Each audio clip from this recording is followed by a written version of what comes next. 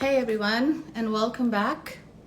I believe a few of you are live and actually on this call already.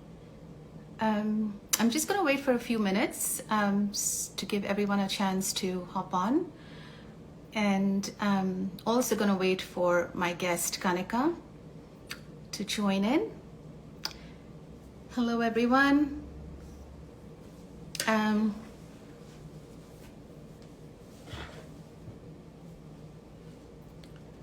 If you would like to tell us where you're joining us from, that would be amazing. I'm going to start with introducing myself, and then I'm going to have Kanika join me in a few minutes. But here she is. I've got her request. I'm going to just have her join us.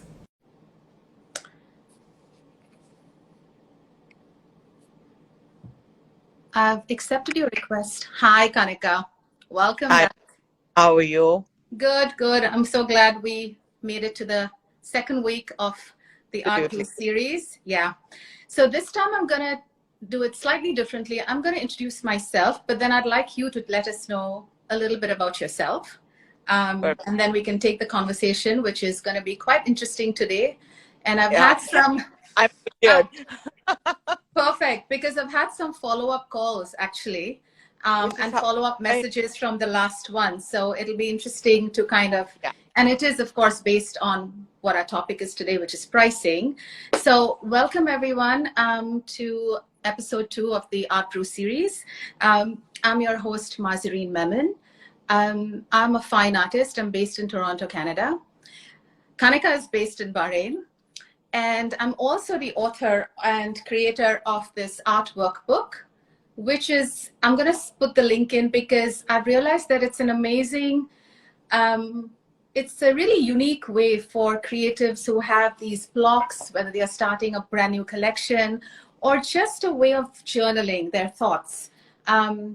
And it's kind of color outside the lines book. So it kind of ties in with our conversations, our perspectives, and you'll get to know a little bit more about it through our conversations every Wednesday. And yeah, and having said that, let me give it to Kanika. Kanika, let us know a little bit about yourself and for those who are joining us for the first time this week. Okay. Well, you've been really fanning my alter ego, if that's the right word to use. I am. You know how when artists, it's much easier when artists say I'm a self-taught artist. So I have a book of experiences which has led through a journey from being a buyer to a creator, curator, and now a consultant. It's a referral book. I call it my Bible. I'm all about my experiences, and that's why I'm here. So what are you up to right now? What is the newest project that you've embarked on? Because I know what it is, but I'd like everyone to know because it is something that we'll talk about a little more in the coming weeks. Yeah, well, of course, those who were not there, for those who were not there last time and are joining us for the first time here, um, my art span or my art journey lasted a good 15 years, and it's that first stepping stone that you take, or the first step that you take that leads you to the unknown, and somehow the unknown is it brings you back to your roots. And I discovered, this sounds like more of a psychological thing, but I discovered it through COVID, because like I keep saying, each one of us had time to take a step back, which was really important, to breathe, which was so important, to observe. I mean, these are regular things I think we had forgotten. I mean, I Mm-hmm. remember a time where I didn't know whether I was going right or left, and there was an event happening every day, and we lose perspective. So Mm-hmm. what I'm not saying, that gap that came in, that stop, it helped us analyze a lot of things. So for me, it's two things. One, going back to the roots, which is where I started from, and which is, well, why I'm wearing what I'm wearing today. I started my journey with play and color before I even got into collecting art. My journey started with, walking into this factory, and my mom-in-law literally taking it over for me because I loved the play with fabric. I loved the weave. I loved the smell of the dye. So I've gone back to that and working with artisans. And what it did with me on my main Bible, which is the arts, is take a look and take a step back. And while everybody was running, I was trying to pick up what's missing and put those gaps in. Now, a lot of times we say, whether it's philanthropy, we say, oh, I want to give back, and, I want to do charity, and but again, I've had this big issue with associating commerce and charity together. Mm-hmm. However, what I ended up doing is setting up an advisory. And I have to say this, again, diverting from the topic. When I was starting the advisory, my husband and I were talking about it, and he had a laugh and said, really, but didn't you have an opinion on consultants? And which was true. Every time, when I just got into the business and somebody wanted to consult me, and I would look back and say, oh, so you want to consult me on where I should spend my money? And that, at the time, when he told me this, sounded, it was almost like a rider on what not to do. Mm-hmm. Because I formatted the advisory in a manner where it's like, you tell me where you are at, and I'm going to work with you. So, you know how somehow, it's no perception of, oh, this is where I am, and I'm just going to tell you, talk in the air and move back. No, we work together. So between clients and us at Indigo, I try and get into your system, which is a bit annoying sometimes. But the thing is, it's a work in progress because we're both learning. Mm-hmm. I said that last time, and I'm only repeating myself, that education plays a key role in where I am today, because I learned everything on the job. Mm-hmm. And I'm waiting for new and new experiences. I mean, it's like you and I must have known each other. We know each other for 17 plus years, but something like Mysteries in Color is something you formatted. So what can I learn from it? That's Right. where I'm. Awesome. And I love the artisan fact, because I think although this conversation or the Art Brew series, and when you talked about it, it was really primarily for artists, visual artists, but I think it's easy to say that, or it's, I guess, safe to say, to bring in all kind of creativity, because I have kind of diverted into books.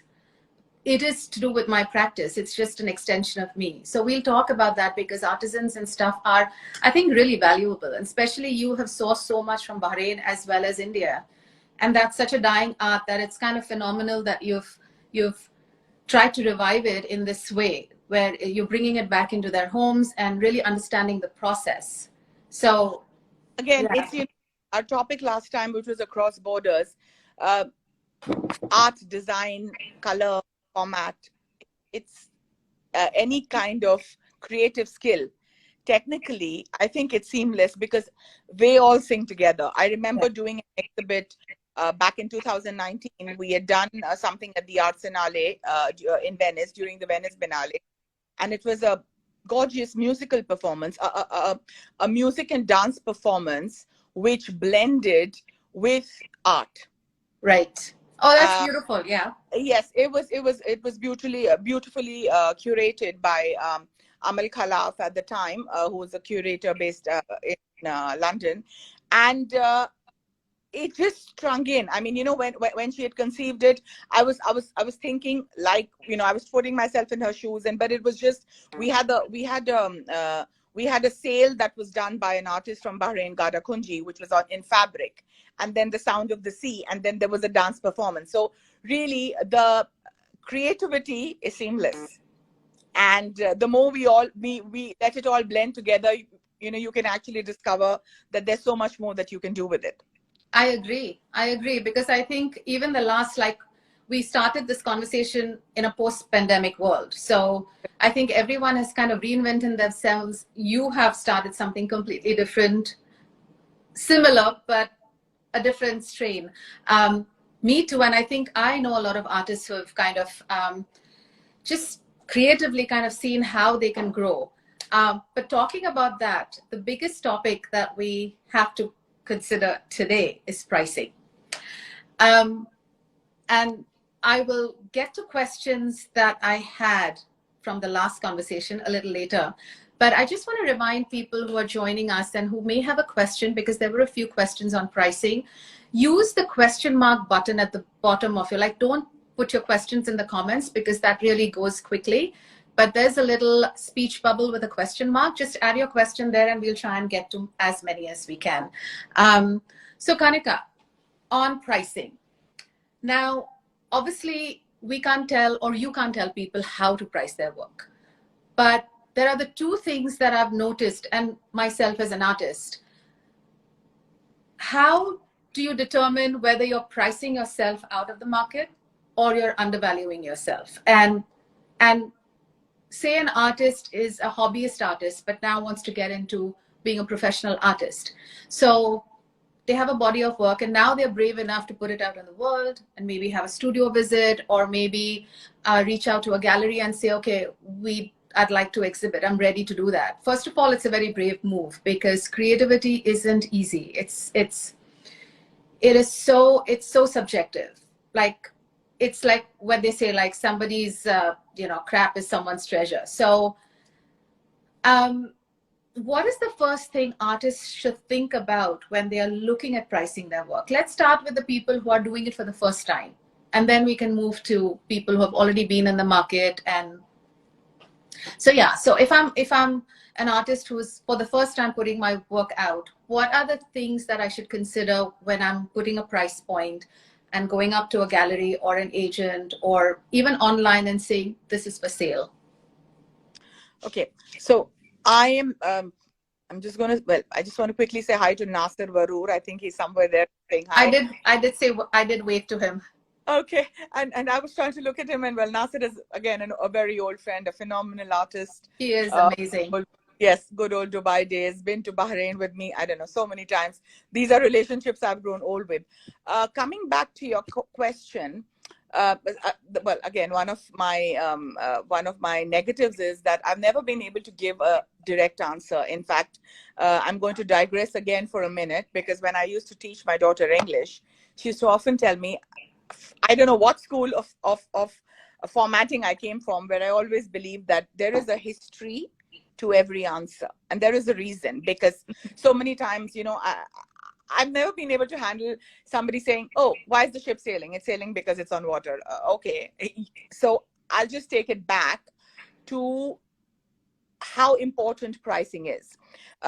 It's one of the reasons I got into art. I mean, very often people ask me, you are, of course, because of our association, rather polite. But, back in the days when I was still a youngster trying to break barriers and doing weird things, people would ask me, oh, so how did you get into art? And, it was almost like condescending to say, like, really? I actually, it was business driven, because I got into buying art. And when I got into buying art, I realized that getting into art is a totally different ball game from the outside perspective, and we discussed this whole barrier and border with buyers or whatever. Why pricing becomes such a key issue is because, and we discussed this last time when we spoke about intermediaries, and we spoke about galleries, and so my answer is going to not be in one answer, because you said a question. I'm going to break it up. Mm-hmm. I'm going to begin with the importance of pricing. Why is it so important to price your art properly? And what is the proper pricing? Like I said, you, me, art, it's very difficult. I was once told, in my early days, when I asked somebody, oh my God, why does this cost so much? And the answer was, oh, it lies in the eyes of the beholder, and you can put a price to it. And that's absolutely fine. Today, you as an artist or any creative defines who he or she is. You put in a certain amount of intensity, passion, effort into your work. I, or anybody else for that matter, is maybe in a position to say, oh, you know what? I don't think you should price your art at X price. Now, that's one part of the spectrum and story. The other part is that we are constantly linking, and it is extremely important that we do constantly link art to commerce. Mm-hmm. When you link art to commerce and you go back into the history of the arts, art has always been an investment. There have been generations of families, people, banks who have been collecting art as an investment, which basically means then, as an investable tool, it's got to follow certain norms of growth. How is that growth going to happen? When your base point, it'll happen when you have a solid foundation, when you have a Mm-hmm. solid base. Now, that's where the role and responsibility of the artist comes. Hold that thought.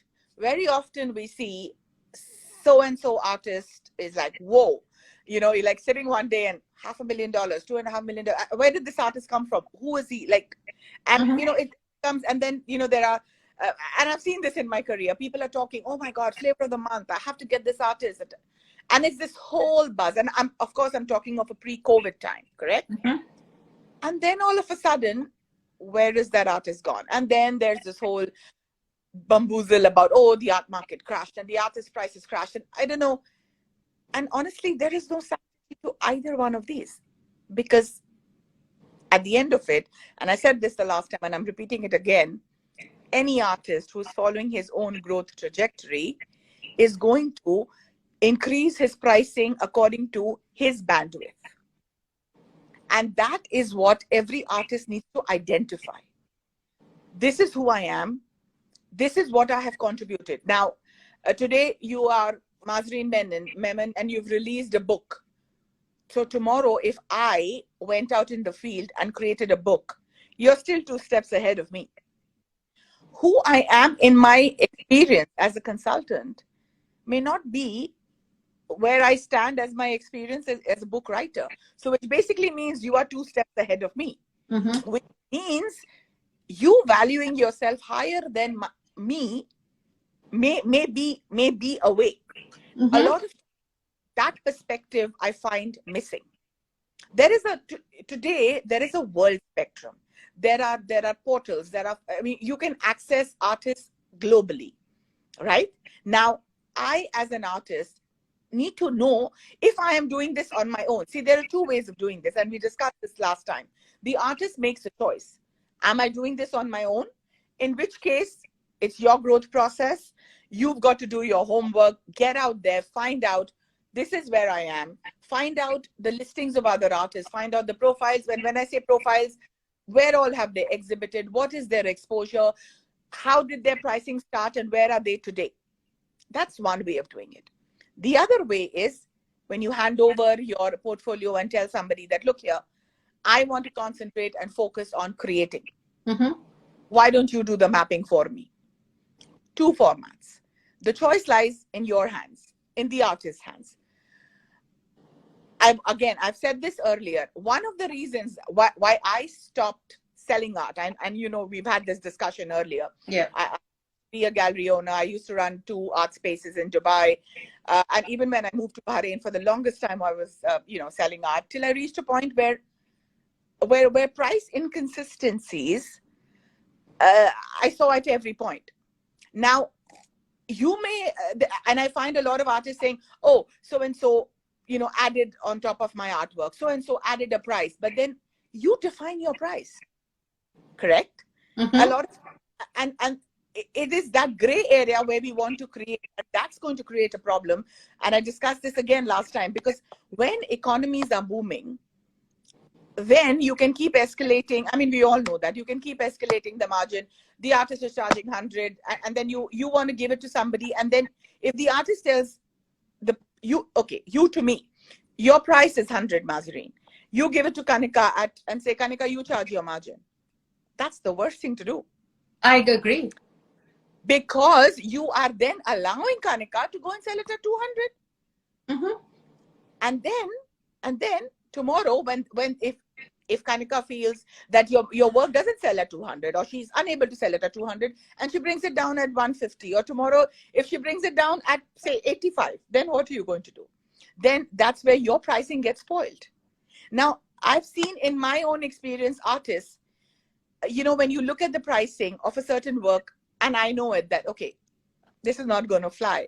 So you very delicately tell the artist, because at the end of it, like I said, it is sensitive. See, there's a very thin line between wanting to do the right thing. And obviously, each one of us do understand that.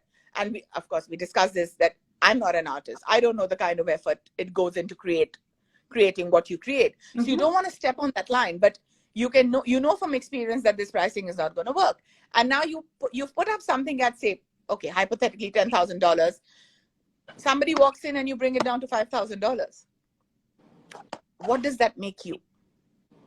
Very often we keep passing the buck on, but I think it goes back to the artist to say this. And I always say price reservation, the foundation of the price, is one of the most important things. It's almost like the artist's identity. And there you've got to look at yourself as a third party and not as self. It's not I did this, I put in so much of effort. No. If you want to grow, you've got to take a step behind and look at the world spectrum and say, okay, I feel this is where I stand. Now, how should I price myself? Now, once I have obtained that price, then I can go back and tell everybody out there, this is my price. This includes an X percentage for anybody selling anywhere in any part of the world, shipping, customs, etc. being extra, and you're set. If you are going to allow, and I know that is done often, very often artists say, okay, I can't give an X percentage, then that is the relationship between you and your person. Now today, if your price is 100 and somebody wants a 50%, to give that 50% or not is up to you. The standard industry norm, from what I remember in my days when I used to buy and sell art, was 35%. Now, how you wish to negotiate that is completely your relationship with each individual, as long as the top line doesn't change. Because the minute you change that top line, then you are creating a leeway of definitely not being bankable. So I agree with that. I agree with the pricing being consistent. The problem is this. First of all, I think personally, I don't personally believe that art can only be an investment. Art also brings in a lot of, okay, I'm going to take a example of a couple of artists over here. People are not collecting this artist's work in Toronto, but she's just producing beautifully. She's very consistent. She shares her process consistently. People are connecting to her, the person she is. Will her price go up in 10 years? Nobody knows. They're not, okay, so that's one thing. The other thing is they just find it beautiful. They just find that, and I think... Stop you there? Can I stop you there? Yeah. The fact that people are connecting to her work, the fact that she is consistent, is by far and large, again, none of us can, is one of the reasons that makes her bankable. See, what you're saying is exactly what you're answering. What does anybody mean by art as an investment? It's not that, this is a piece of work which is black in color, I'm just going to buy it because it's going to be double its price tomorrow. No, I'm not. No, what I'm trying to say is, what are we all looking for, and why is this direct communication between purchaser and artist, or buyer and seller, important? Because it is an understanding of who I'm procuring or who I'm acquiring. There is, today in a world out there are, especially in the Gulf, I know there are more than 1 million artists who are available. Yet, if there is a particular genre of work, like for example, your pigment series, I got them all the way from Toronto, correct? So it's because I'm reaching out to a certain specific in an artist. That's what makes the artist bankable. It's not, so consistency is a huge plus. Yeah, but what my thing was that I don't think that people should look at art starting off as an investment. I think the problem that I see, and which is why also pricing becomes a big issue, is that they start looking at it as some sort of a stock, which I don't think is really right, because that then yo-yos the artists. First of all, artists have always started with this stupid syndrome where it's the starving artist. I hate that. I hate that phrase. I hate anyone saying that phrase. You said it. Right? So I don't like that. So, but when people, now I've had this experience when I first started off in India when I was starting to kind of create my art, and actually started with you. But when I had my show in India, it was meeting galleries and they say, oh, we have to see if we connect with it. We have to see if we have the. So what I'm saying is it's so subjective. So the marketing also works with an individual connecting with your work, or they would say things like, I don't know if we just have, say, high-end women who have these condos downtown and they just have this spacious and they're looking for, so they aren't even investing in the artist really, they're actually investing in their buyer to say, I know I can sell 3 of these works because the buyer only likes this. So then my question is, then unless you connect with the artist, it's really in your hands. So where does that leave the artist? Then I've seen a lot of people switch their style because they feel, oh, that abstract is selling. I hate abstracts. I mean, even with my abstract, there is figurative because I cannot just do a swish of colors and like I just don't connect with it. I know a lot of abstract sells, and this artist I'm talking about is a fabulous artist. She does a lot of abstracts. I connect with it. I love it, but I can't produce that because I don't connect with it if I was doing it. So what I'm saying is that then where their price, or then they say, oh, I'll give it to you for 50% less. See if you can. I've seen those conversations. So then how can galleries and agents or people who are consultants be ethical towards the artists so that they can give them the right advice and say, don't underprice your work, but there is a gallery that just works with whatever. Like, I think we tend to get into their hands, like we are at their mercy, which is what makes people yo-yo their style, their collections, the way they price their work. And it's all a terrible, terrible situation for the artist. So You're how do you work around that? You're being an artist, Maz, and I'm glad you are. Yeah, because we are talking to artists. So I just want to kind of cover these points. I'm going to pick up from bits and pieces and hopefully address it all. Going back to your reference from India, and well, I told you that, or maybe I didn't tell you because we only have that much time and I can't go on and on with my stories. One of my first episodes of walking to a gallery in Delhi was, I didn't have anybody attend to me because I was 100 plus kgs in my sneakers and my track pants. My hair had oil in it, and I was carrying I don't know, a gym bag because I was forced to go to the gym by my mother-in-law, and obviously I didn't want to go. And when I walked into this gallery, they just looked at me because they probably thought that, who is this woman? Like, I don't think she can afford to buy the frame, let alone. So that was a border. The time that you're talking about in India is also the time that I feel, I'm going back into 2003, 2004, when I started looking at art with a different spectrum.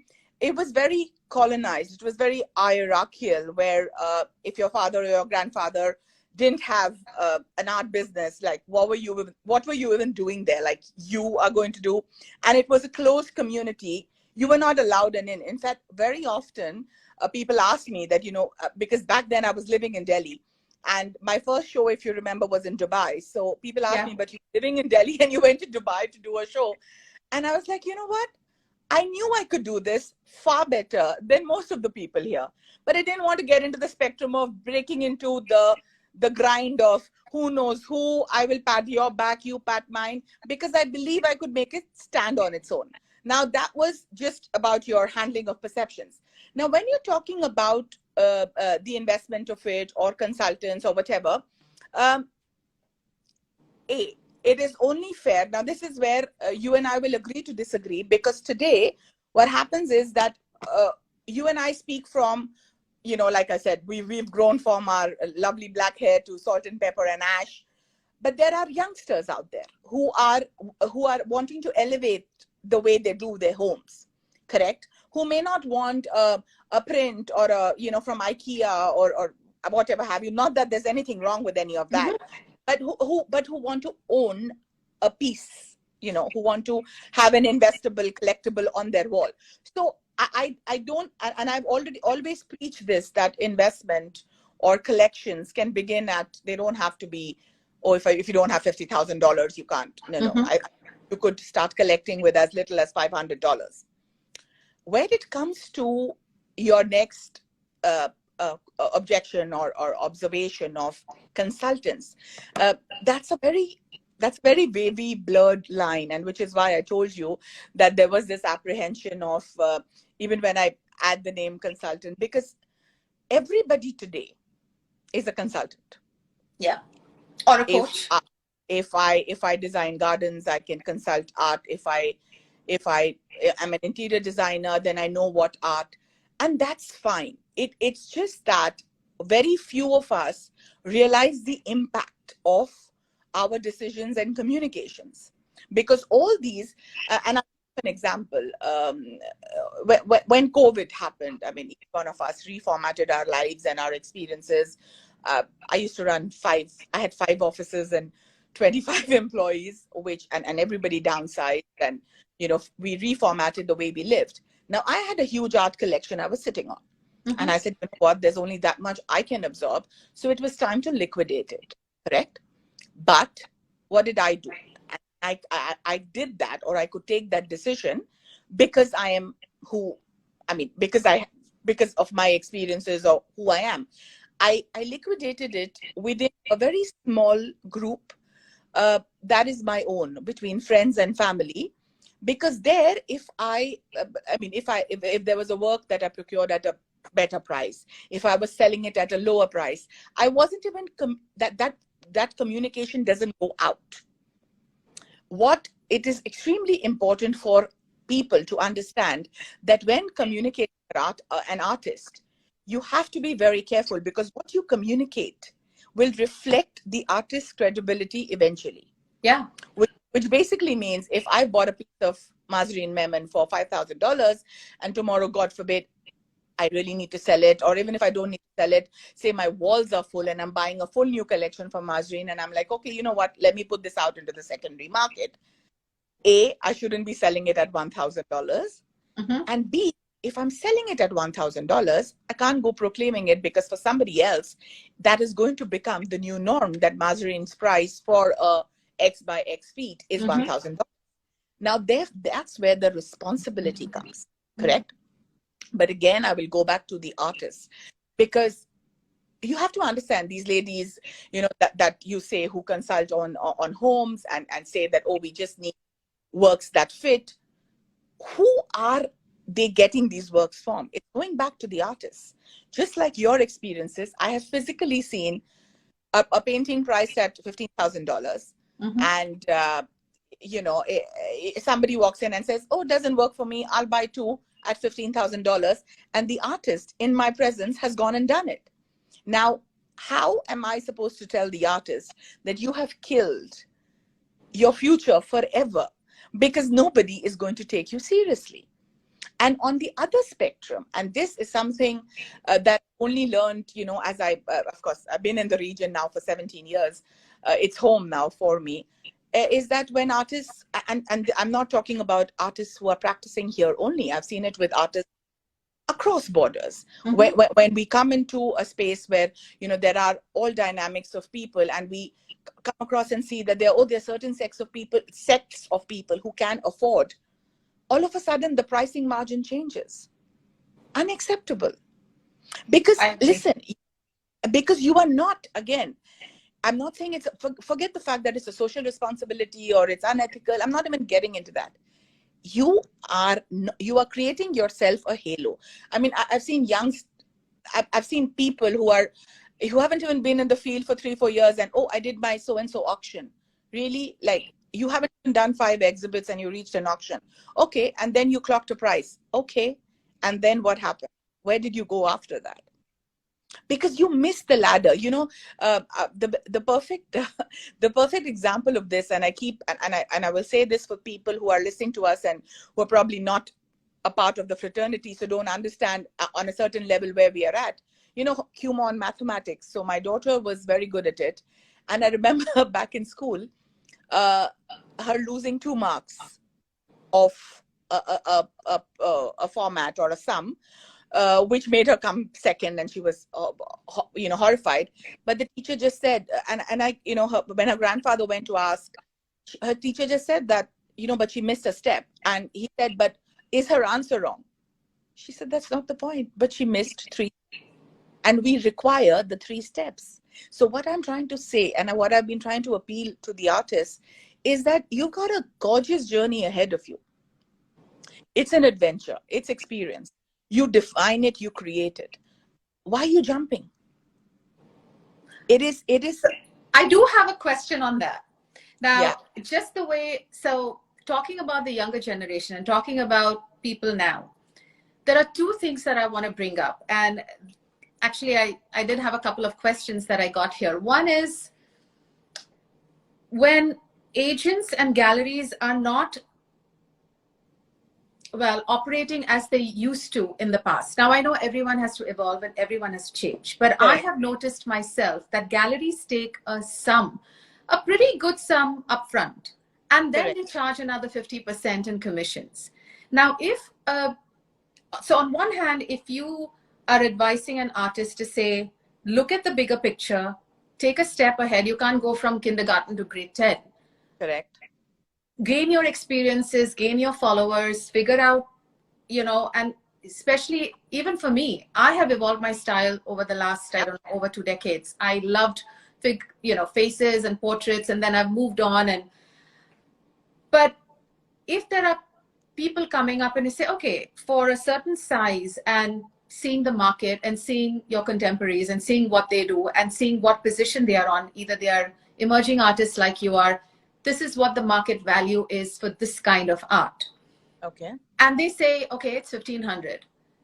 And you go to a gallery. Now, if the gallery is charging you up front and then they charge you another 50%, how is the artist going to make any money? So Agreed. he is back. So the other thing I think I've noticed, that galleries and agents or consultants or people who say, I'm going to represent you, are now, and I don't know if it's the dynamics of the situation we are in globally, is it all of that a part of it?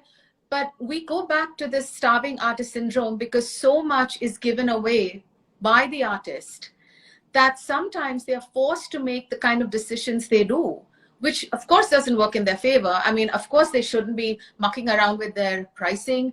They, of course, shouldn't be saying, okay, this was 15, but now you take both for 15. I wouldn't do that. I know a lot of artists who wouldn't, but there are few who feel like, because let's also see, even as a hobbyist artist, this is not a hobby that is cheap.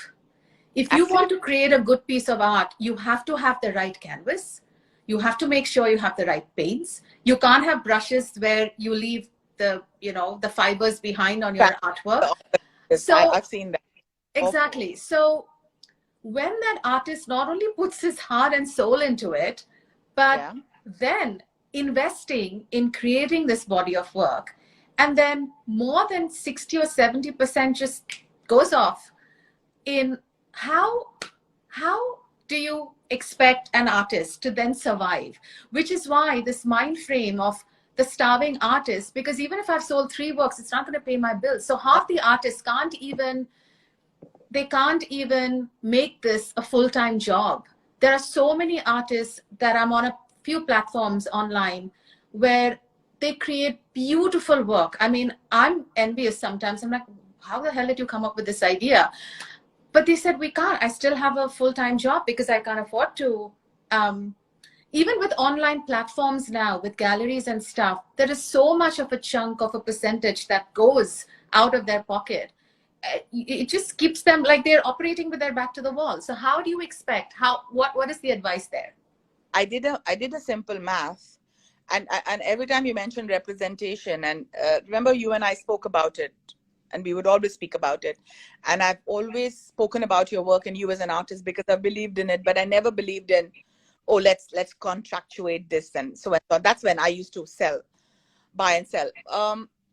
Galleries charging upfront for representing artists is information to me.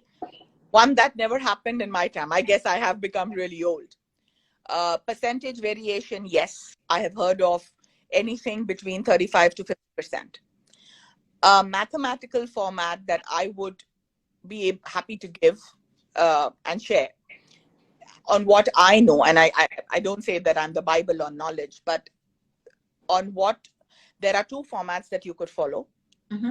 One is, from my limited experience, I feel the maximum charges or expenditure that I have as an entrepreneur ever spent comes in customs and shipping, and those things are, and they're variables. I mean, I've got into hassles myself. I mean, even on, I was running a project for a kingdom, like literally a country, and even then, when I put out quotations, like, you know, for every service provided, you ask for 3 quotations. Now you could get quotations from a shipping company, and after 3 months of the shipment coming back, either the duty was miscalculated, or you know, the shipment got delayed, and the volume was high. I'm talking Mm-hmm. about $40,000 to $50,000 up and down.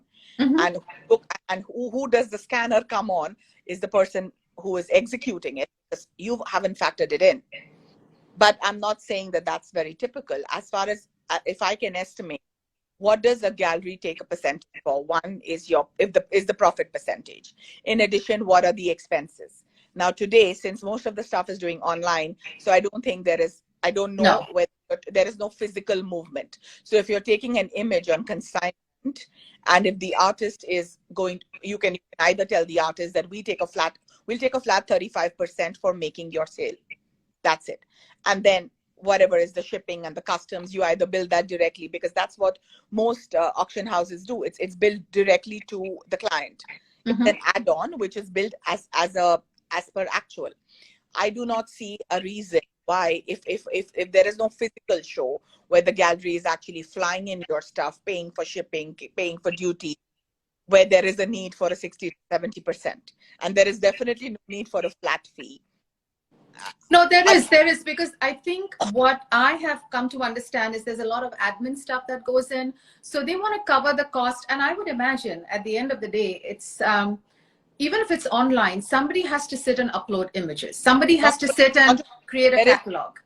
There is or do social media, whatever it is. Exactly. I mean, see, like I said, you have to allocate technically that if you put out a 35% to a gallery, a gallerist is not getting more than 15% out of it.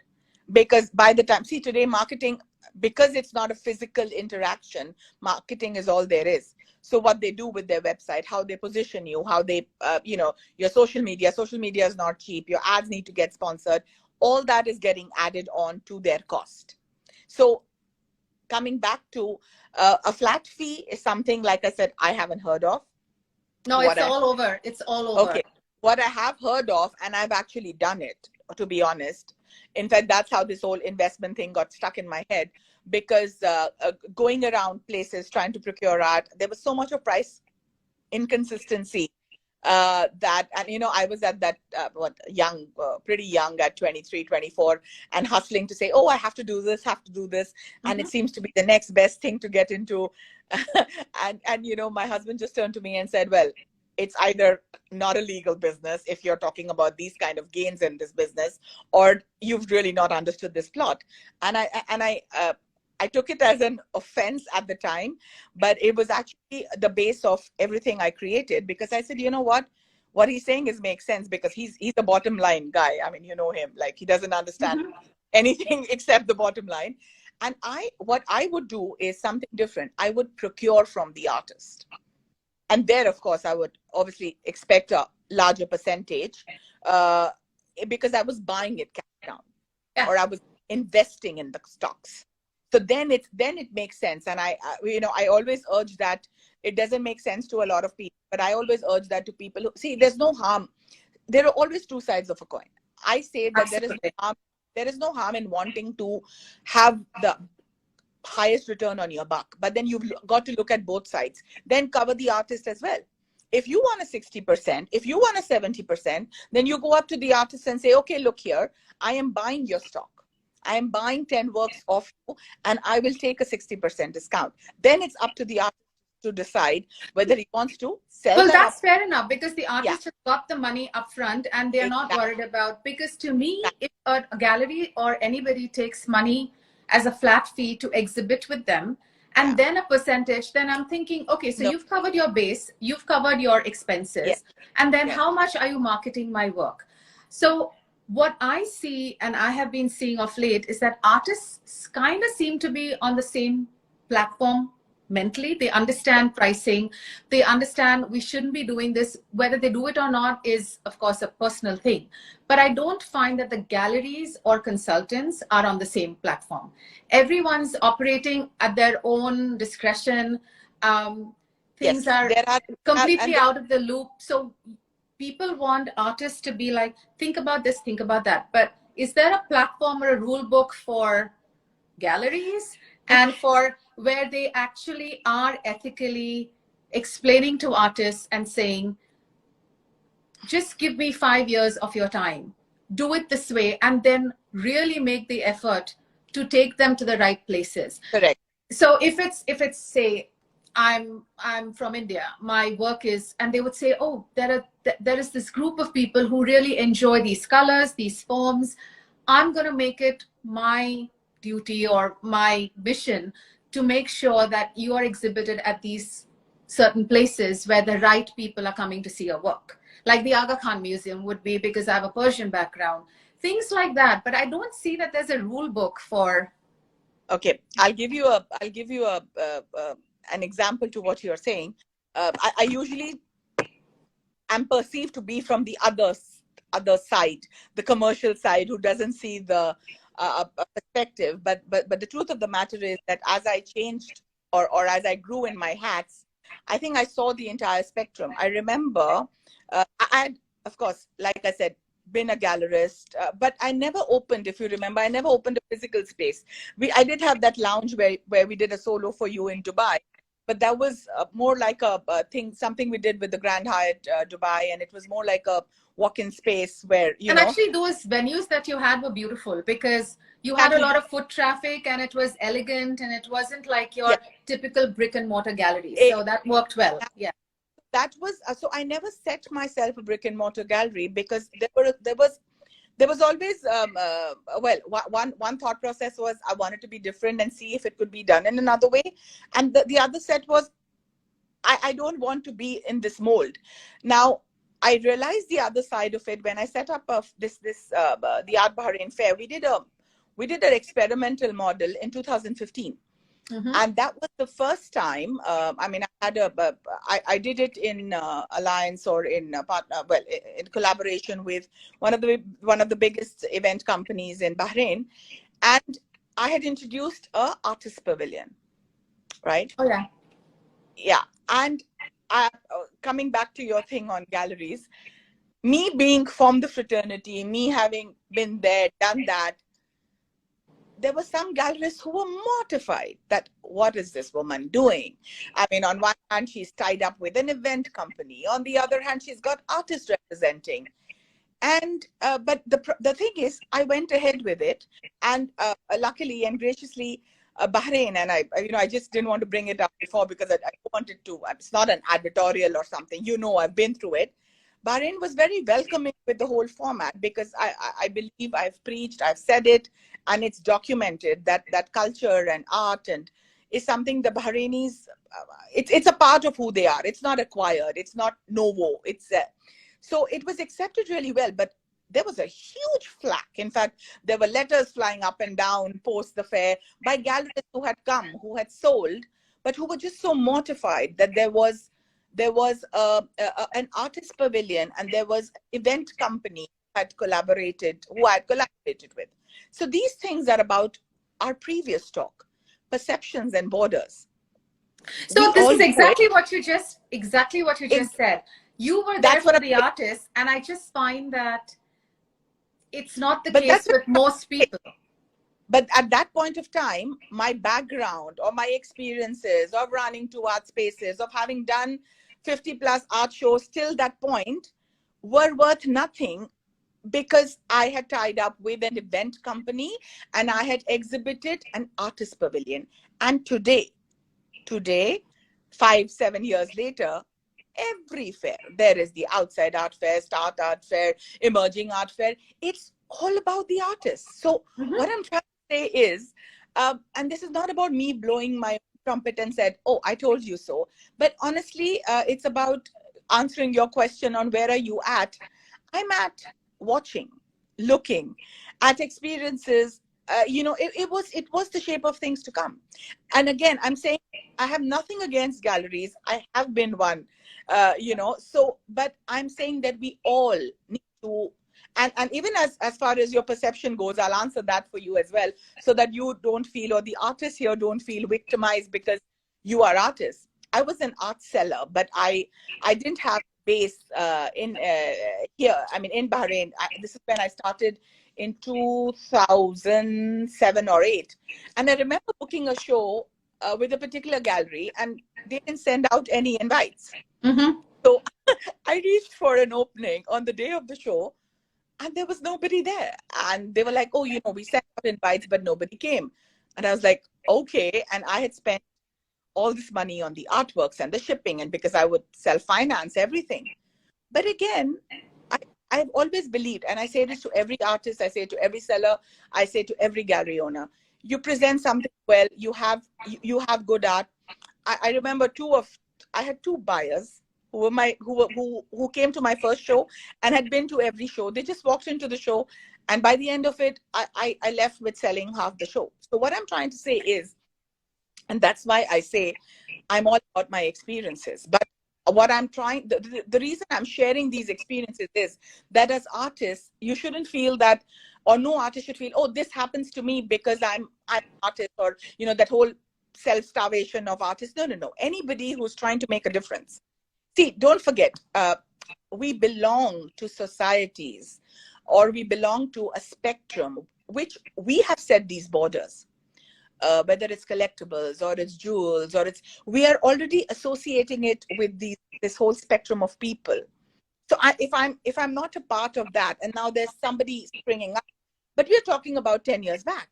Today there are so many, the youth, the youngsters, there's so much springing up, and that's why I keep telling them, go ahead, break that mold, live in the today. So come back to your question on responsibility. Is there no responsibility?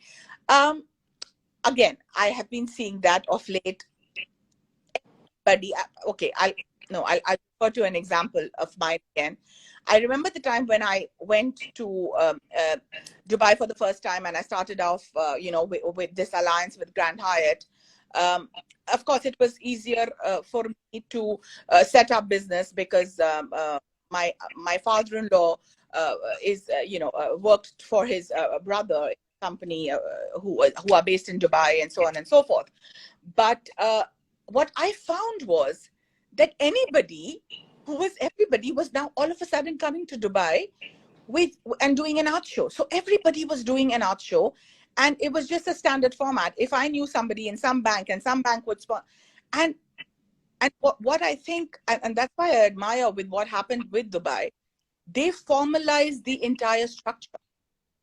There was a time in 2009, I remember bringing up, because I had been there now for 2 years or 3 years, and I remember bringing this up in my previous talk on our previous episode, when I was asked this question that, oh, there was so much of art in flux, and now it's all gone. So has the market?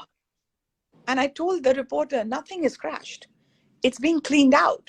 And kudos to the Dubai government to put in those systems and just clear it out, because you had to be a seller. You had to have the licenses in place. You got your license only if you had some background, like how are you? And I remember at that point, even if you had to share a license, or if somebody was giving you a license or loaning it to you, that had to be registered. And fantastic. I mean, hats off to them, because the systems were put in place. Because otherwise, exactly to that, Kanika, exactly to that. So even going back to these galleries and the systems, again, I'm coming back to the relationship between the galleries and the artists. I know it's a give and take, but the galleries wouldn't be where they are if they didn't have the art from the artwork. But I still see that the artists are still getting exploited in this day and age, which is really terrifying, given that given that we have all these platforms that are, you can create a website like that if you're really savvy. No, I have seen people who have created their websites, and they are beautiful, plugged in all the e-commerce stuff. I mean, I don't even know where to start when I look at it. So I have to pay somebody to do it. But they are so savvy on social media. Most of them don't, who are really successful, don't even need. So I've been following a few people on social media, and between like my son's ex-girlfriend, she is a beautiful, like she does face art and she's a special effects artist. She started her, I think, her site maybe a year and a half ago. She's now been asked to join. I mean, she's joined the film school in Vancouver, and she got her followings. Like people were connecting with her. Let's collaborate. What I'm saying is, currently, this generation and the artists that are coming out with brilliant work completely think outside the box, don't even need agents, galleries, or anyone. They're doing a bloody good job on their own. But when they approach an agent or a gallery, they still get this this way of like extracting more than is really required. And I'm like, she's already got there on her own, or he's already got there on his own. He's done all the work. He has systematically put in the work, marketing himself or herself, and got there, and they're still exploited. So I'm wondering, I said, don't you need the art to really make your living too? So isn't there a nice balance that there should be there? The scales always seem to tip, unless you're completely out of this whole situation of got nothing to do with, I can do it on my own, I'll find my own, and most of them have done brilliantly with that. So what do you say to that? How do they? Two sides of the spectrum. One side is that there definitely needs to be a centralization. You know, the one thing that I didn't do that I wanted to do, but I got distracted before we spoke. I myself have been wanting to find out on Google the definition of a gallery, because I feel somewhere the word art gallery has lost its relevance. I agree. I absolutely agree. It becomes a gallery. If I have a drawing room, it's a gallery. If I have, I can just start a gallery, or I can obtain a gallery because I got up one morning and I feel I have a lot of art to have a gallery. So, but again, I can't have this conversation today because I got distracted with making notes on pricing, but I didn't want to, because I usually I can get into controversy. We'll have it for the next conversation. Yes, because I do have questions based on that. Reminder for me, because I want to know what is a gallery. I personally feel definitely one side of the spectrum is that every country, every developing emerging art market, or every creative economy who is focused on artists, need to lay down certain principles on before that license is issued. First of all, there needs to be a license to run a gallery. Second, before distributing that license, there has to be a parameter on what basis are you getting a license to run a gallery. What are the fundamentals on which I am going to authorize you to sell art to the rest of the world and call yourself an art gallery? I think that is a huge necessity, because it's all over the place. Anybody has opened this shop, and it could literally be anywhere from my garage to my pantry to my drawing room. That needs to stop. That's one side of the spectrum. The second side is, and that's going to take longer. I feel it's easier for us to format what is not done. Mm-hmm. And it's more important because corrective measures are going to take. Otherwise, people are going to end up selling works without certification. People are going to end up selling works which are not signed. And there is going to be miscommunication. And eventually, the artist is going to lose out. That's a fact. Now, that on one side, there are galleries, and that's going to take longer. Every society has an hierarchy, correct? And it's sad, but it exists. Now, there are galleries, and I've come across a lot of people who say, I don't deal with unknown artists. Now, those are perceptions. I won't put my, and then, see, and that's where the artist has to realize that, listen, this exists. It's going to exist, and it's only going to change with time. You're not going to go and change that perception, sadly. So if there is a gallerist who says that, you know what, you're not good for me, I don't want to exhibit you, and if I will exhibit you, I'm going to charge you $5,000 upfront and a 50%. Now it's again back to the artist. Do you really think you're worth that? And it is so important for you to be seen there? No. No. Today, so exactly that balance. Because see, what is not done can be created, and the system can be set up. Whereas perceptions and hierarchy is. Hey everybody, so sorry we got disconnected, but if you're still around, we need to say goodbye to Kanika. So Kanika, if you want to come back on, Instagram cuts you off in an hour, I believe now. So yes, we are back on. I had to take a few minutes to save the earlier video so we don't lose a connection, but if you're around, Kanika, can you just join us back again? Hi, Manita.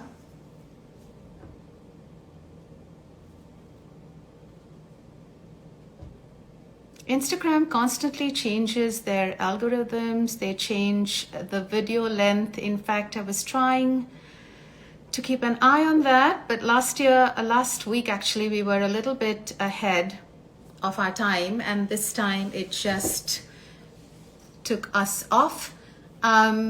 So I'm just waiting for Kanika to come back on so we can complete the conversation that we were having, or the thought that Kanika was sharing with us, and then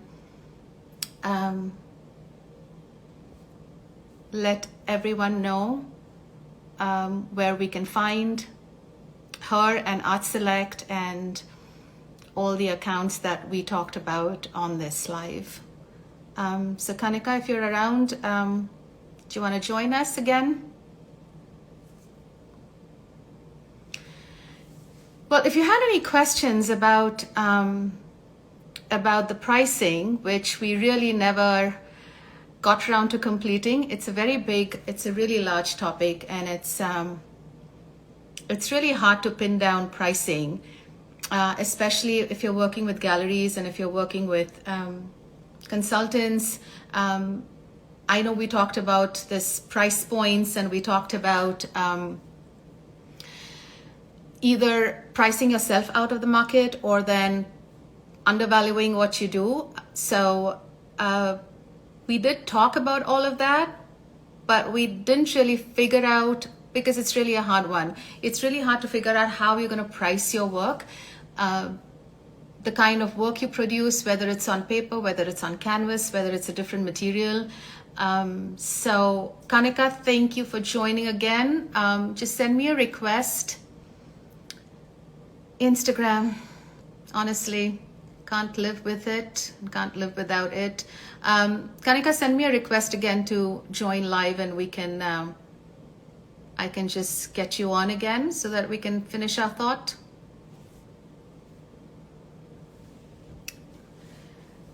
And it seems like we'll have to do one more. Just send a request. Just ask on request to join. Perhaps, let me see if I can add you. No.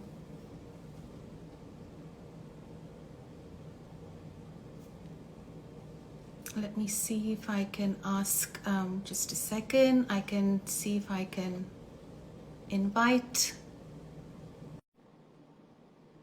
I've sent you an invite, Kanika. See if you can accept it. I just sent you an invite. See if you can accept it. Yes, okay. Instagram, honestly, last week, remember, we went a little over. This time, 12:59.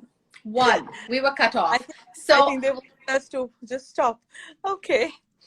This is a new thing for me because we've gone over, but let's finish the thought. I had to wait a few minutes to save the video so that people don't lose the chat and the information you shared.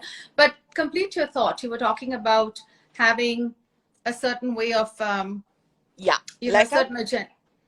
Like I was saying, that there definitely needs to be systems in place, and for especially for emerging art markets, creative economies. I mean, today the focus is the buzz, and it is the right way to go on systemizing galleries, only because they are the key representatives of the artists.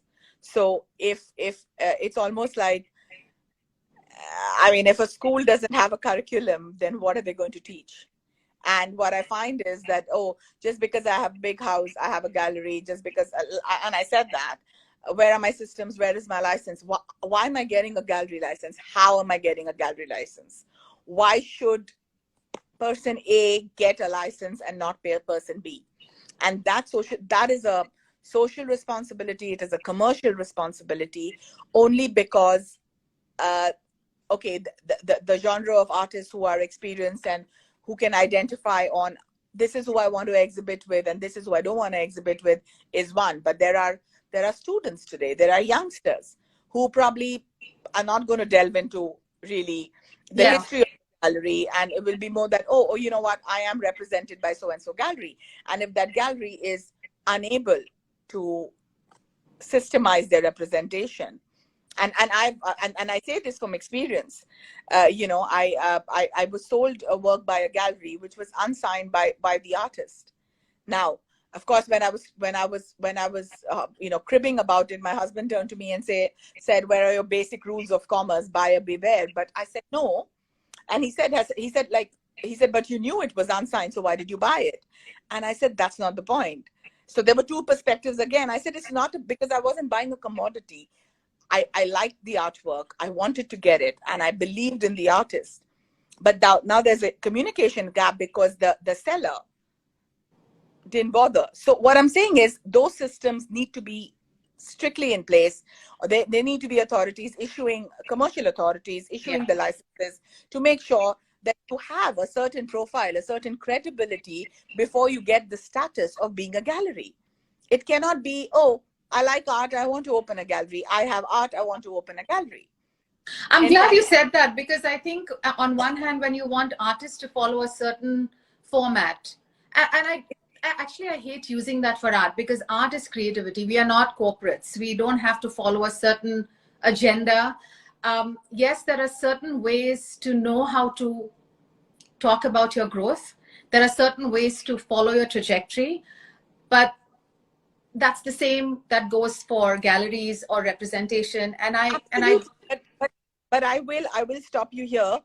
I know when you say that we're not art, I mean, we are artists and it's creative and we're not corporates. But having said that, your spectrum, your audience is corporate. It's not defined by, it's not creatives acquiring creatives. Your no, spectrum. I agree with that, but I'm saying that So then, creativity cannot be boxed in. So there is that you have to have certain sort of freedom, and the yes, people who are representing you need to understand that you are a creative, and it is up to them. That's the reason you are not producing the art, I am yes, producing the art. So correct. you cannot box me in a, but what I'm trying to get at is, artists get boxed in because they're given the wrong advice sometimes. Now, I'm not clubbing, so if there are any galleries here, please, I'm not clubbing galleries and all the artists. I'm just talking about, when we talked about pricing, I'm just talking about how it can be exploited for the artist. The scales sometimes do not fall in favor of the artist, because it is Do you not think? my job to think. Yes, but do you think that is only because of the galleries and the artist does not have a role to play there? Because I would differ, because don't forget, while I have supported the fact that there should be certain norms with galleries, definitely, but don't forget there are also experiences, and I've said this in the past. I gave a free canvas because she's my friend.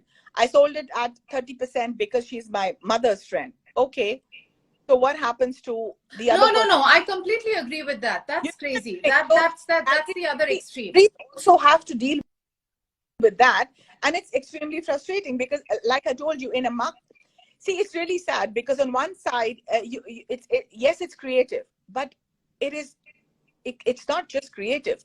It is a commercial activity. You are, and that's what I explained the last time, that you are a creative, certainly, but you have to adapt yourself to a commercial format because that is what you're seeking. If you are a person who, there are so many artists who just paint and who don't want to put their collections out and who don't care if they sell or they not, and like I said, good luck to them. So then they can afford this comfort zone. You know what I mean? But if you are getting out there in the spectrum, and like I said, today the spectrum has become even larger and reached the metaverse, where there are millions and zillions of artists with institutional pricing, institutional tie-ups. You've got to decide which path you're taking. Now, if you're taking the path where you're saying, I want to be on those platforms, I want to be there, then you've got to format yourself commercially, because anybody who's out there who's going to get you at the click of a button then will want, it's like a service provided. No, I agree with that. I agree with that. But I think that, again, I'm coming back to, I think where we come back to pricing, and we are going to have this conversation again, because there is so much that we've discussed.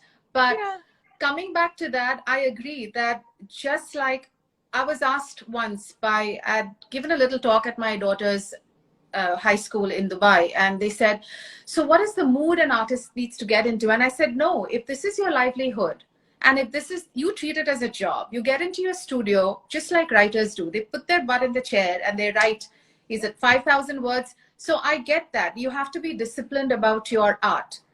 Absolutely. But yeah. Accepting that on both sides is honestly half the problem done. It's great to say I'm an artist, okay? And I'm all for it. Like I said, it's not a talent many of us have. I don't have it. But the other side is you are an artist who wants to be commercially acceptable. Then there are people out there who know commerce. I mean, I am a student of commerce. I don't know anything else. And I remember every time initially, today it's become, people associate me with it. But earlier I would say I'm in the business of art, and I was just frowned up. What is this woman like? Why is she so crass? No, I'm not. I'm just being honest and trying to tell you, and trying to tell everybody that get your act out there. There is a world out there who is waiting for new artists, different language, different vision, different spectrum. But you've got to come halfway somewhere. Sitting in Bahrain, nobody can get into your studio in Toronto, but it's how you package yourself and present yourself.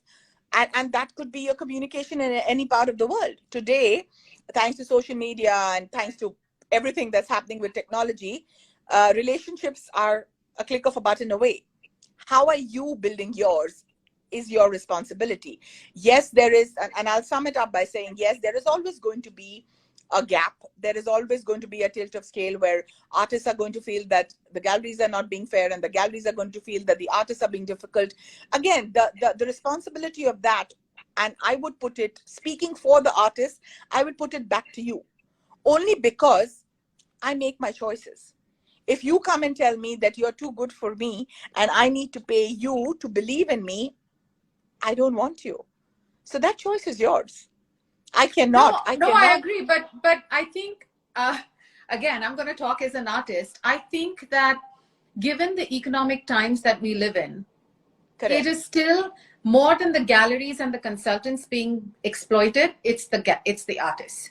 The fact is that the galleries cannot sell if they don't have artwork to sell.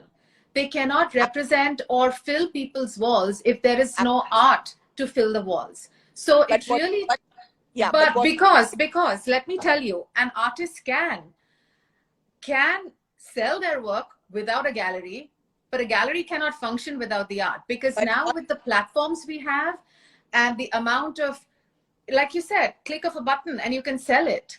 A perspective that you are losing or not missing here, that there are artists, and that's another thing for another day's conversation, who are very prolific. And I honestly don't know where they produce physically so much of work from. I mean, that's the thing I have a problem with, that how can a human hand just produce so much of work? I mean, even when I see with some of the senior artists, and I'm like, recent canvases, like how many did you paint? What do you like paint at, like what, 7 minutes a canvas? So whereas I agree, and I'm totally with your thought process, which is why my and I call it my art bar pavilion, because with all the flack I got for artist pavilion and I don't know what, I loved it. And every year it just grew. And I remember the last year, our sum up year, one of the artists, and oh my God, I hope she doesn't kill me for forgetting her name, had done this whole collage of photographs. Beautiful. It was like, and again, this I will go back to, and it not being promotional here, but giving a huge compliment to Bahrain, because I was allowed to, it was my spectrum, and the artists expressed themselves in any form. But it was the Art Bar Pavilion that everybody looked forward to every year. This is not taking away from the galleries who invested.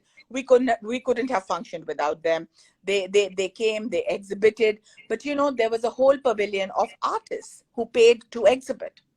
And I was what I was very proud of, going back to being a part of that fraternity, is that every artist observed every code of conduct, and their display spaces, their spacing, their lighting was in sync with any gallery. So what I'm trying to say is, there is always going to be gaps, and there are always going to be yeas and nays. There's always going to be an hierarchy which is going to say, oh, emerging artists, I don't want to touch.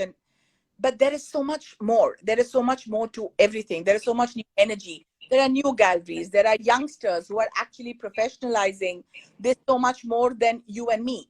The only thing I would constantly urge the artist to do, since you are you are the creator, your dignity, your integrity, your placement is in your hands.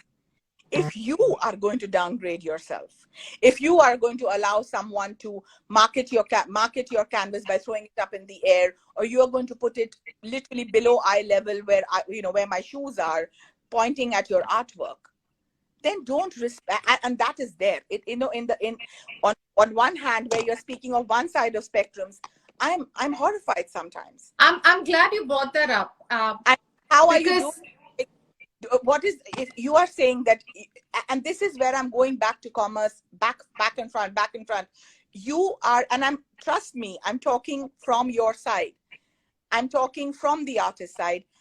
If you cannot respect yourself, then how are you expecting A, respect from an onlooker, B, respect in terms of whatever it is, the pricing that you're talking about? And I'm going to give a reference which may seem very commercial, very crass, very, oh my God, she doesn't know what she's saying. But have you ever walked into a Van Cleef and seen them put their jewelry on the floor? Would you go into your safe and pick up your mother's choker and put it on the floor and say, oh, that's a beautiful piece but of jewelry? let me tell you something about this. There are high-end fairs, and actually Jenna used to do lives with me. Jenna has a very valid point. And Jenna, yes, I've been talking about that. She says galleries still act as they are the only good way, and they are not. They don't even do the necessary job to expose artists, because a lot of artists sell on IG.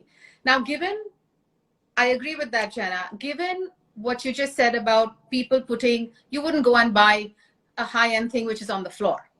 But there are some high-end fairs around globally that they would say, whatever, I'm not even going to name the fairs because I don't want to insult any of the fairs, because of course, a lot of work and thought and a mass amount of people that go into creating these shows.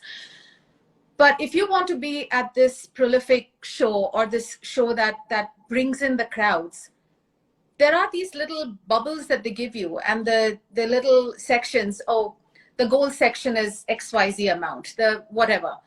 Now, again, like I said, artists take so much time and effort and expense to create that body of work. I want to be in that fair, and I have seen those formats and the floor plans, say 600 pounds, 800 pounds. They give you this much of a space all the way down below eye level. Why would they even create a section in their fair where artwork is put? Even if that artist is an emerging artist, why would they create a space where they put that art down? Now, for me, that's a great show. That's a show that maybe it's in New York, maybe it's in the UK, it's in London. I know it's a show that brings in a lot of foot traffic. There are great sales, there's great exposure. You get written up. Well, you may not get written up, but the show gets written up. And you can put on your resume, hey, I exhibited at the New York Art Show, whatever it is. But isn't then that the gallery that is now demeaning your work, but you don't have a choice because that's all you could afford? So at least then, if you can only afford that space, then make it vertical or horizontal. Do it in a way where it's eye level. If you are a professional gallerist or a professional art fair director, why would you even put spaces like that and palm them off for this exorbitant amount of money to artists who want to be part of the show, and then their work is literally on the floor?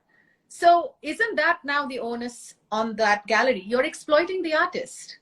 I'll give you a perspective and an experience.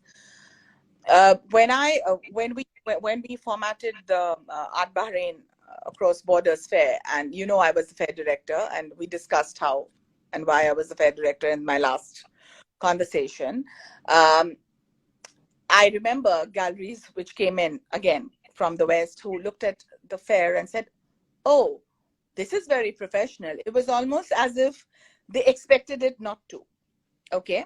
Now, these are perceptions and borders. There was a certain exhibitor, I don't remember if it was individual or a gallerist from the West, who had stacked artworks at the corner. And while I was on my rounds, I commented on it. And he said, "Oh, this is how we do it back in wherever." And I said, "This is not how we do it here." And of course, to his horror, I physically made him move it. And that led to whatever it did.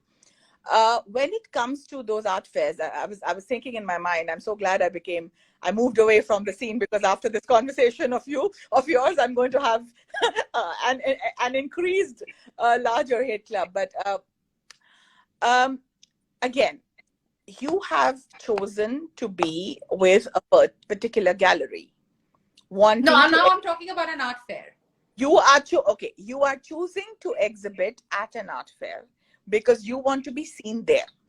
When you are filling that form, are you checking on where your artwork is going to be displayed? Yes. Are they promising you below, or are they telling you? No, they tell you this is the square space, and you can have 3 pieces. Now, it's common sense. If the square space, like it's 20 by 66, say, that's the space you're going to get. You see the floor plan, and then they tell you can have 6 pieces of, say, 16 by 16 or 10 by 10. How the hell do you think it's going to go? It's going to go up to down. Now, there are 2 questions that raise in my mind. I can put it on my resume that this is a fair that is curated. I get into, like, everything has become so difficult for people to get in. So when you see the floor plan, now, yes, it's up to me at the end of the day to decide. And then this is what I mean, that the artists are now talking from their back foot. So they go, okay, at least they'll see the 2 ones on the top. But at least I can write on my resume that I am. Yeah, so but my point here, if I was, if the tables were reversed, would I see that, why don't I go to a fair where I get more visibility in terms of respectability? Because the price point, because it's the price point. This is exactly my point, that the price points have gone so through the roof that unless you have a rich uncle, or you are just wealthy, or I don't know, whatever the case may be, where you can afford 5,000 euros or so many thousands of pounds or US dollars or whatever it is to exhibit, to get that space, it's not going to happen. Or no. So basically it leads you to looking out of the box. We are also conforming ourselves to those few exhibits where we want to be seen. And let me tell you, less is more is a phenomena of the past, because sometimes, and you will notice that you will get higher visibility in the most unexpected markets. It is again our perceptions and that borders that we spoke about the last time, that this is the top end. You know how what you told me about galleries saying, "Oh, you are not an artist up to the mark," or if it's you and you're a newcomer, I'll charge you a flat fee. You're actually doing the same thing. There are new opportunities today. There are new affairs today who really try very hard to reach out, and people close their doors on them and say, "Oh my God, you need to try." Oh, we'll see. I mean, it happened with us just in the first year, and then I think people just realized, and luckily for us, I don't know why, maybe we just got lucky, that every year we had galleries who came like we did a running of 4 years, I remember, and we had galleries who came 3 out of 4 of those years. Now, but what I'm trying to say is there are other fairs, there are newer fairs. I mean, I know I see Egypt International Fair. They seem to be in the third or fourth edition, and they seem to be doing extremely well. Did I hear of something? I mean, I see new fairs. What I'm trying to say is there is no dearth of opportunities today. I'm not denying that, Kanika. I'm not denying that. My problem is that the No, minute you have a little bit of attraction, and I'm talking about from the other side, I find that things explode. It becomes so unforgiving in their price points or in the representation that and there's a lot of art that's out there now. People are getting creative. They're getting back into whether it's writing, sculpting. Art almost seemed like, you know, we could name those old masters in India. Now there is such a lot of fabulous art and talent because people are finding that's not only comforting, and I'm not even talking about the economics or selling, but the fact that they are creating with intention, creating authentically, and it's beautiful work.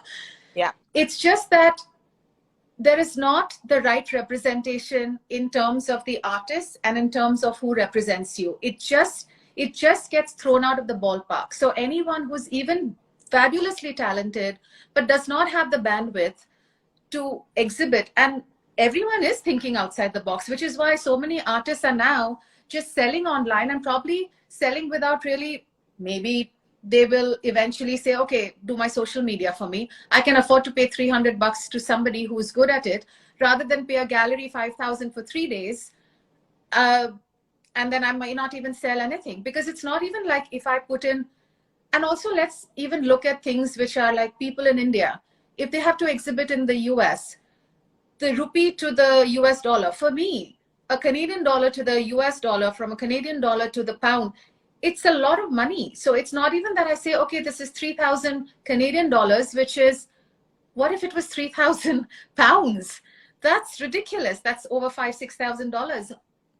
And I may not sell a damn thing at that. So even thinking of the outside the box and looking at galleries does not necessarily give you that little, and I'm not saying that it is the galleries. I'm also not saying that it's the galleries and the consultants who should, they guarantee a sale of work. No, I'm not saying that at all.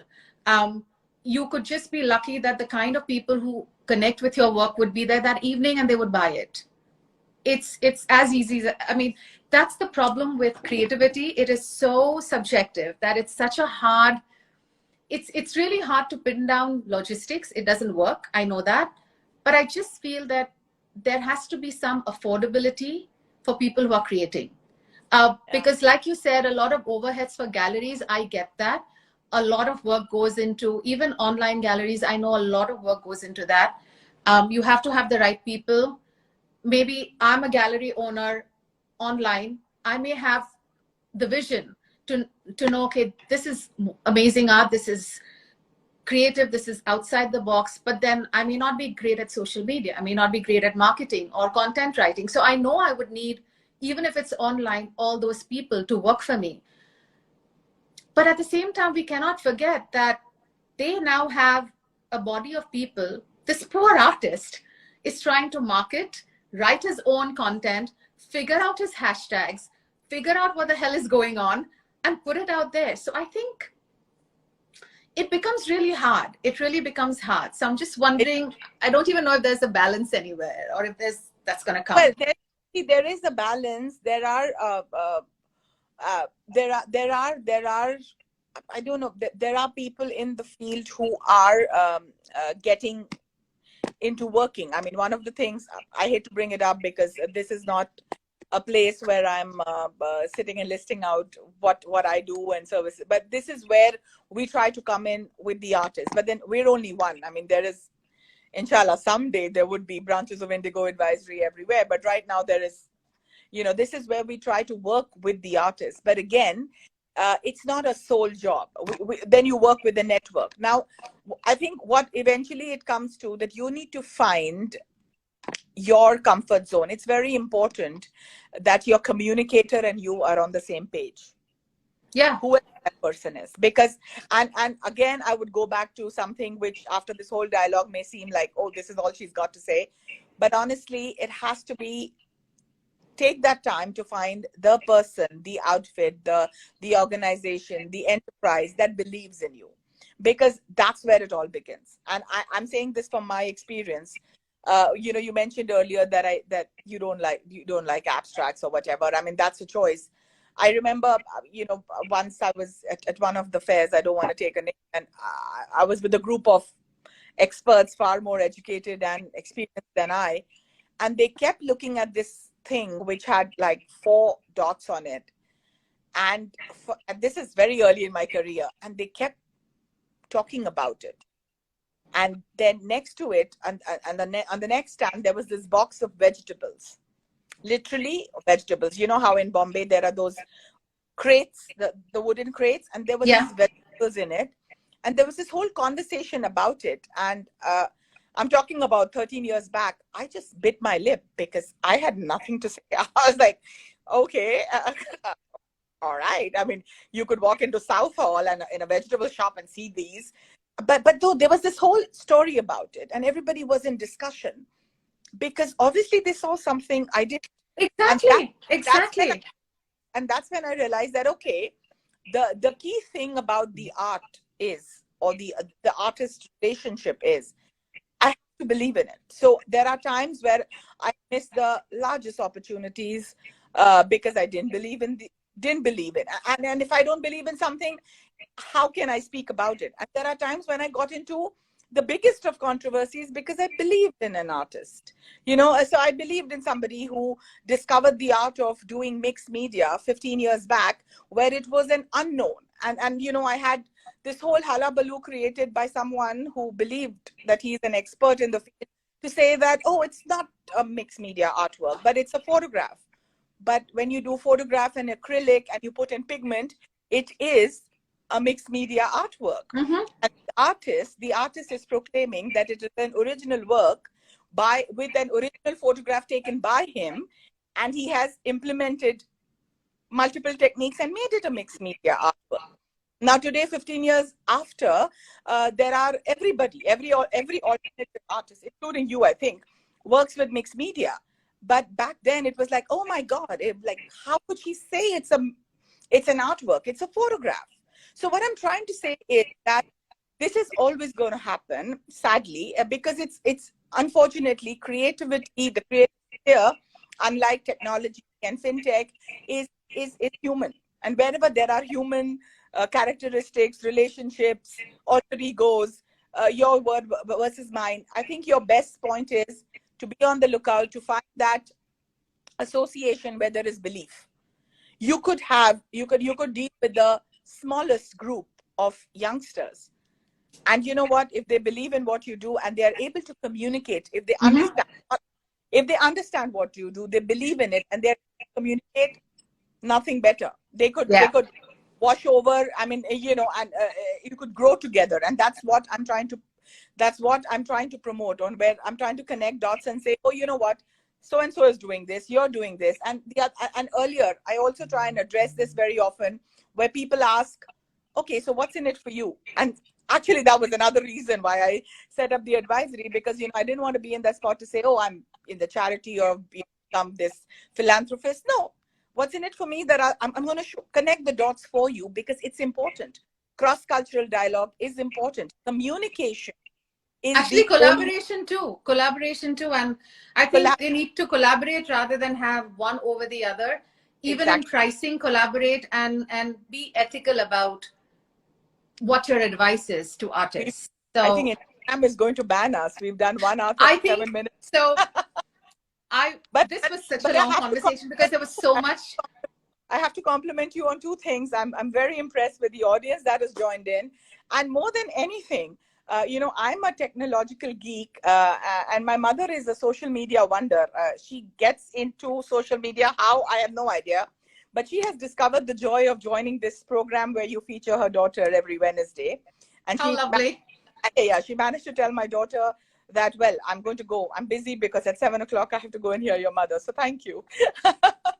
Awesome. So Kanika, before we end, let people know where they can find you. I will tag and put all the links below, but let us know, let people know where they can find you. I have an account on Instagram, which is Kanika41, which is Kaneka 41. It's not a public account, but if they request to join me, I'll allow access. And then there are my other channels, which is at ArtSelectBH, at indigoadvisory.art, the two primary ones. They can leave a DM wherever, and here I am. Awesome. And you can find me if you want to join me. You can follow me on Instagram at Mazareen Memon. And if you're interested in knowing more about Mysteries in Color, which is a great, great book, it's a very unique artwork book. You can follow Mysteries in Color. I'll put all the links below. And apologies, we got disconnected earlier, but this time it's 1:40, I think. And I'm going to disconnect now so that we don't get shut off. But both the talks will be featured. I'll post them. I'll save them and post them on my account. And I'm going to send you as a collaborator. So I think you will definitely see it on ArtSelect BH. It has a higher audience, so it's great. If it goes there, it'll reach out to more people. Perfect. Yeah? All right. Thank you so much. And we'll see you guys next Wednesday at 12 o'clock. And we may continue this conversation on pricing, but I do want to talk also about practices, you know, emerging artists and mid-career, and how do you define where you are. So that will be interesting because it'll all tie in. I'll go on to Google and find out the definition of gallery so that I don't have... We can start the conversation with that next week. Absolutely. All right, Maz. Take care. And Thank you so much, everyone. Bye-bye. Bye.